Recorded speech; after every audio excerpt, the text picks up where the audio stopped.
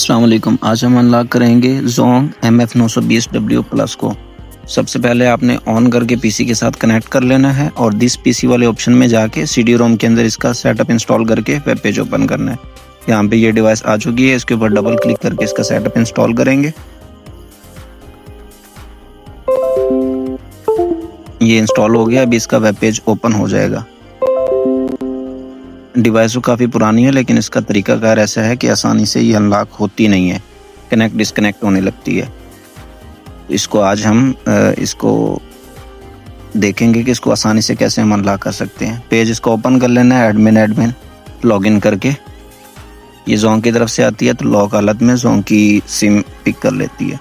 ये device information में आप इसकी इन्फो देख सकते हैं, MF920W प्लस। अब ये आ चुकी है तो हम सबसे पहले इसकी पोर्ट इनेबल करेंगे। उसके लिए URL की कमांड इसके अंदर पेस्ट करके इसकी पोर्ट इनेबल कर लेंगे।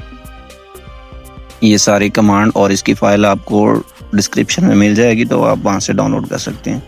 डिवाइस सेट मोड सक्सेसफुली हो गया तो डिवाइस को आपने या तो रीप्लग कर लेना है एक दफ़ा या फिर उसको मैनुअली रिबूट कर लेना है। मैं यहाँ से दोबारा सेटिंग में जाके इसको रिबूट कर लेता हूँ। खुद ब खुद इसकी पोर्ट इनेबल नहीं होती तो आपने रिबूट कर लेना है, पोर्ट आ जाएगी इसकी। यहाँ से ये रिबूट हो गई। जैसे वापस ऑन होगी तो इसकी AT की पोर्ट आ जाएगी जिसके थ्रू हम इसकी सिक्योरिटी वगैरह रिपेयर कर सकते हैं। यहाँ से अभी ये रिबूट हो रही है, तब तक हम इसके ZT के ड्राइवर इंस्टॉल कर लेते हैं। आपने सेम तरीका फॉलो करना है अगर अनलॉक करनी है तो, अदरवाइज़ ये फिर कनेक्ट डिस्कनेक्ट होने लग जाती है। यहाँ से मैं इसके ZT के ऑटो ड्राइवर इंस्टॉल कर लेता हूँ। ये भी आपको डिस्क्रिप्शन में मिल जाएंगे, आप वहीं से डाउनलोड करके इंस्टॉल कर सकते हैं। यही वाले ड्राइवर करने हैं ताकि आपको कोई मसला पेश ना आए। ड्राइवर इंस्टॉल जैसे ही कंप्लीट होंगे तो आपको डिवाइस मैनेजर के अंदर इसकी पोर्ट शो हो जाएगी। यहाँ पे ये देखें जैसे कंप्लीट हो रहे हैं तो डिवाइस मैनेजर के अंदर इसकी ये USB-AT USB लॉग की पोर्ट आ रही है मिसिंग के अंदर, तो ये अभी इंस्टॉल होके आ जाएगी। ये इंटरफेस लॉग इंटरफेस हमारे पास पोर्ट आ गई है। अब हम टर्मिनल ओपन करके इसकी सिक्योरिटी रिपेयर कर लेंगे।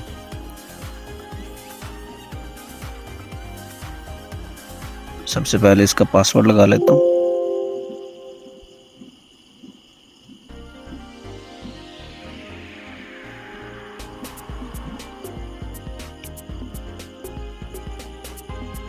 यहाँ पे इसकी पोर्ट नंबर सेलेक्ट करनी है, वही पोर्ट यहाँ से हम पिक करेंगे, सीरियल डाल के रिपेयर पे क्लिक कर देंगे तो ये रिपेयर हो जाएगा। पहले हम रिपेयर करेंगे, रिपेयर कंप्लीट होने के बाद फिर इसको अनलॉक करेंगे ऑल नेटवर्क के लिए।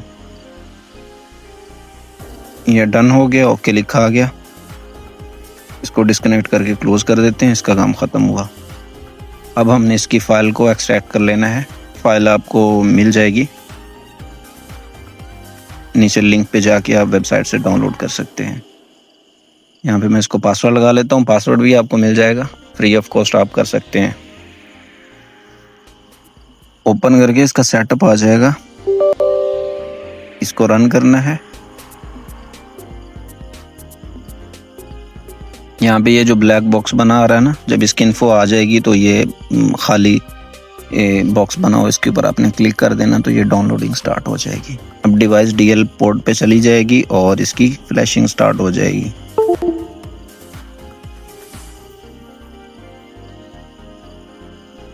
ये चली गई है DL पे और इधर से फ्लैशिंग स्टार्ट हो गई है। ये ज़्यादा टाइम नहीं लेती, तकरीबन आपका 20-30 सेकंड लगेंगे, ये फ्लैशिंग कंप्लीट हो जाएगी।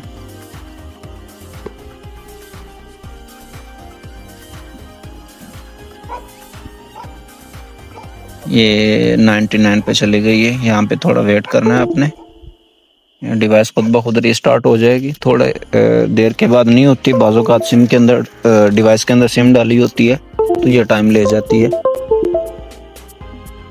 आप इसको एक दफ़ा निकाल के वापस लगाएंगे तो ये तब भी ऑन हो जाएगी।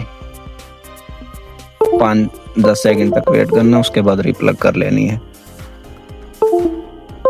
अभी वही काम शुरू हो चुका है, डिवाइस खुद ब खुद रीस्टार्ट होने लग गई है। तो हम इसके कंट्रोल पैनल में जाएंगे,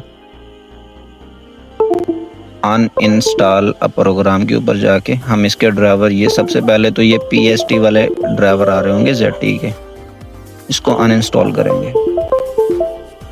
चूँकि हमारा फ्लैशिंग का काम ख़त्म हो गया तो हम इस ड्राइवर की ज़रूरत भी नहीं है और इसी की वजह से वो कनेक्ट डिस्कनेक्ट हो रही है, तो हम इसको ख़त्म कर देंगे। जैसे मैंने अनइंस्टॉल की है तो ये इसका अपना सेटअप मांग रही है, तो आपने इसको दोबारा से सेटअप कर लेना है ताकि हमारी फ्लैशिंग कंप्लीट हो जाए। ये यहाँ पे ओल्ड वाले ड्राइवर अनइंस्टॉल होंगे, सेटअप जो इसका था, जो जोंग का सेटअप था, तो अभी ये जोंग के अंदर नहीं रहेगी, यूनिवर्सल फाइल लग चुकी है, तो उसी का हम सेटअप इंस्टॉल करेंगे। ये वेब पेज इसका ओपन हो गया। अभी ये इसकी 100% कंप्लीट हो जाएगी फ्लैशिंग। जब फ्लैशिंग कंप्लीट हो गई तो फिर उसके बाद हम दूसरे ड्राइवर भी अनइंस्टॉल कर देंगे। ये कंप्लीट हो गई, अब इसका वेब पेज ओपन नहीं होगा। सेम तरीके से फिर ये कनेक्ट डिस्कनेक्ट होने लग गई है।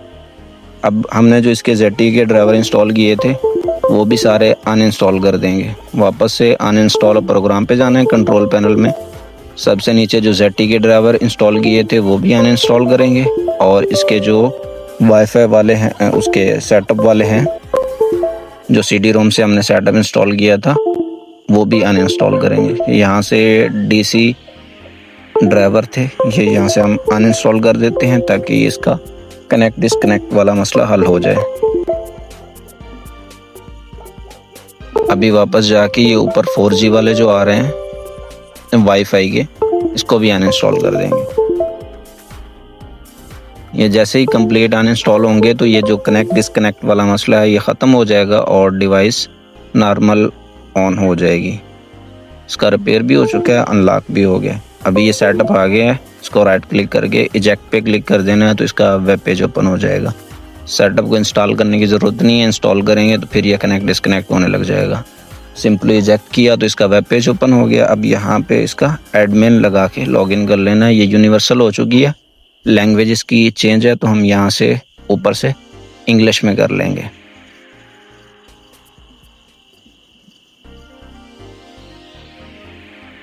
ये इंग्लिश हो चुकी है, डिवाइस कनेक्ट हो गई है, सर्विस आ गई है और ऑल नेटवर्क के लिए अनलॉक हो चुकी है। अब हम इसकी इन्फो भी चेक कर लेते हैं।